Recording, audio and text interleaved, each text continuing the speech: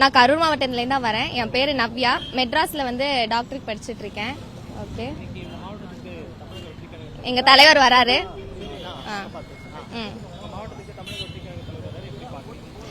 எப்படி பார்க்கறதா சொல்ல முடியலண்ணா, வராரு எங்கள் தலைவர். அவர் நெஞ்சில் நாங்கள் இருக்கோம் தெரியல, அவர் கண்டிப்பா எங்க நெஞ்சில் அவர் கண்டிப்பா இருப்பாரு. பார்க்க போறோம். அது தலைவர் சொன்ன மாதிரி தான். நான் ஃபர்ஸ்ட் எம்ஜிஆர் வந்தப்பல எப்படி இருந்ததோ அதே மாதிரி தான் இருக்கும். ஏன்னா ஒரு ஃபர்ஸ்ட் இந்த யங்ஸ்டரோட ஒரு 3-4 ஜெனரேஷனோட ஓட்டு ஃபுல்லா கண்டிப்பா அவருக்கு தான் விழுவோம். அதுல எந்த எதுவுமே இருக்காது. கண்டிப்பா வீட்டுக்கு ஒரு யங்ஸ்டர்ஸ் ஓட்டுன்னு வச்சாலுமே அவங்க பேரண்ட்ஸ் யாராச்சும் ஒருத்தர் இருக்கலாம். வீட்டுக்கு 2 ஓட்டு தலைவருக்கு விழும். அப்புறம் எல்லாம் நிறைய பேர் இப்ப மாற்றத்தை எதிர்பார்க்க ஆரம்பிச்சிட்டாங்க. நான் இந்த மாதிரி ஒரு 2 கட்சிக்கு நடுவுலயே இருந்து அவங்களுக்கே தெரியும். இப்ப புதுசா ஒரு இதை வரவேற்க ஆரம்பிக்கிறாங்க.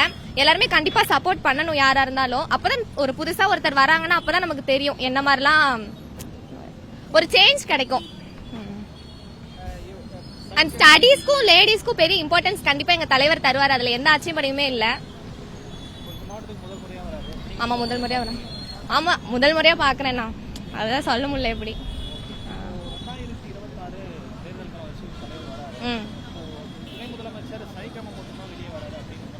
ஆமா, அப்படி சொல்றாங்க. ஆட்சிக்கு வந்தா தெரியும்ண்ணா.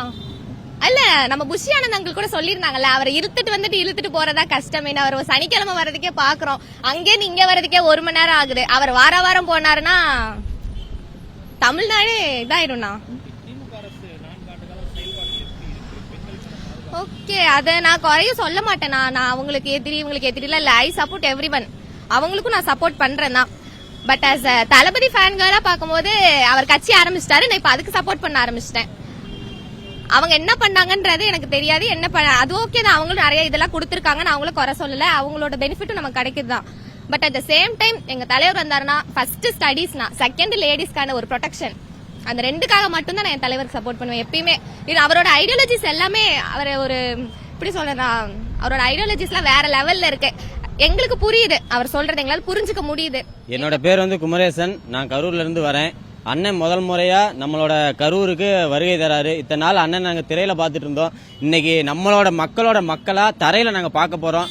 அது வந்து எங்களுக்கு ரொம்ப சந்தோஷமா இருக்கு, ரொம்ப பூரிப்பா இருக்கு. எங்க அண்ணனை முதல்ல நாங்க வந்து பார்க்க போறோம். அவரை வந்து நாங்க ஒரு அரசியல்வாதியா பார்க்கல, எங்களோட கூட பிறந்த ஒரு அண்ணனா நாங்க பாக்குறோம். இவ்வளவு நாளுமே வந்து நாங்க அப்படிதான் நினைச்சிட்டு இருந்தோம். இன்னைக்கும் சரி என்னைக்கும் சரி எங்க அண்ணன் தான் எங்களுக்கு எல்லாத்துக்கும். இந்த தமிழ்நாடு மக்களுக்காக அவர் நல்லது செய்வாருன்னு நம்பிக்கையில வந்திருக்கோம்.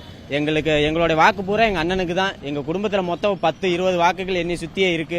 அது மொத்தமும் எங்க அண்ணனுக்கு தான். எங்க அண்ணன் வரணும். 2026 தமிழகத்துக்கு ஒரு மாற்றம் வேண்டும்.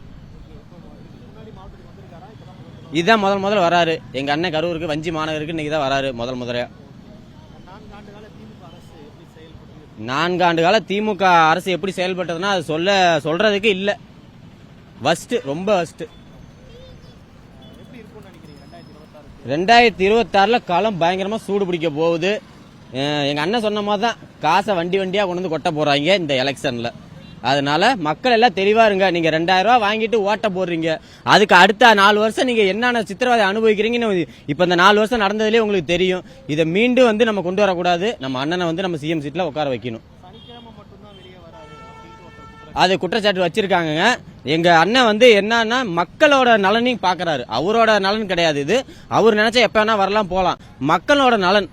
சனிக்கிழமை இப்ப நாங்களாம் வேலைக்கு போறோங்க. எங்களுக்கு வந்து ஒரு நாளைக்கு 1000 ரூபாய் சம்பளம். இன்னைக்கு நாங்க லீவ் போட்டு வரோம்னா இப்ப அதே மாதிரி மத்த நாள்ல நம்ம லீவ் போட முடியாது. இன்னைக்கு சாட்டர்டே சண்டேனா வந்து கொஞ்சம் ஃப்ரீயா இருப்போம் மக்கள். இன்னைக்கு நான் லீவ் போட்டு நாளைக்கு ரெஸ்ட் எடுத்துட்டு மண்டே நான் வேலைக்கு போயிருவேன். இப்ப மக்கள் சிரமப்படக்கூடாது, மக்கள் அவதிப்படக்கூடாதுன்னு சொல்லிட்டு எங்க அண்ணன் வந்து ஒரு நல்ல நோக்கத்துல தான் இதை பண்றாரு. இதை கலாய்க்கிறவங்க கலாய்க்கிட்டோம், கிண்டல் பண்றவங்க கிண்டல் பண்ணிட்டோம். ஆனா எங்க அண்ணன் வந்து எங்களுக்காக ஒரு நல்ல நோக்கத்துல தான் எங்களுக்கு மக்களுக்காக பண்ணிட்டு இருக்காருங்க. நிறைவேறாத கோரிக்கைனா ஏகப்பட்ட கோரிக்கைகள் இருக்கு கரூர்ல.